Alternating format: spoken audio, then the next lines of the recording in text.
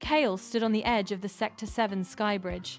His boots gripped the rusted metal grating, the only thing separating him from the vertical drop into the abyss. Below, Neo Viridia pulsed with neon veins, a sprawling grid of chrome and synthetic light that stretched toward the horizon. The city hummed with a low, constant vibration that traveled up through the soles of his feet. He did not look down. He kept his eyes fixed on the flight path ahead, watching the empty space where the cargo drone was scheduled to pass. He checked his wrist link. The countdown digits flickered, counting down the final seconds. 10, 5, 3, 1, 0. The air pressure shifted as a heavy cargo drone roared toward him from the industrial sector. Its shadow swallowed him for a heartbeat. The sound was deafening, a rhythmic thrum that rattled his chest. He shifted his weight, toes digging into the metal. The drone was close now, its landing gear passing just feet from the bridge edge. He took a breath, felt the wind of the passing ship pull at him, and prepared to move. Kale launched himself into the void. His fingers slammed into the cold, vibrating metal of the drone's landing gear, the impact jarring his entire frame. The wind whipped past him at high velocity, threatening to peel him away from the ship. He gritted his teeth, locked his grip, and swung his legs up, searching for a foothold against the chassis. The drone banked, tilting the world beneath him into a dizzying blur of neon light. He hauled his weight upward, muscles screaming under the strain, until he cleared the edge of the cargo bay. He rolled inside, the bay doors hissing shut behind him, cutting off the roar of the city. The air here was different, thin, metallic, and recycled. It tasted like ozone. He stood up, his lungs laboring to adjust to the sudden change in pressure. The interior was dark, save for the rhythmic pulsing glow of data cores, stacked in rows. They hummed with a low, steady vibration that resonated through the floor and into his boots.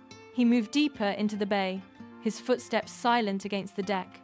He reached the central terminal, the heart of the ship, and felt the hum grow louder.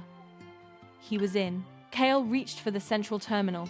His fingers trembled as he pulled a physical override key from his belt. He jammed it into the security seal, twisting hard until the lock clicked open. The result was instantaneous. A piercing siren erupted, a sharp, rhythmic wail that cut through the low hum of the data cores. Kale did not flinch. He slammed the key into the main port and twisted it to initiate the sequence. The ship lurched suddenly, banking hard to the left in a sharp, evasive maneuver. The force threw Kale off balance, slamming his shoulder into the bulkhead with a dull, heavy thud. He scrambled to his feet, ignoring the sharp pain, and fixed his eyes on the screen. A progress bar crawled across the monitor. 10%. The ship shuddered again, vibrating violently as it adjusted its altitude. Kale braced his legs against the floor, his eyes locked on the screen. 20%, 40%. The data transfer was agonizingly slow. The progress bar ticked forward. 80%.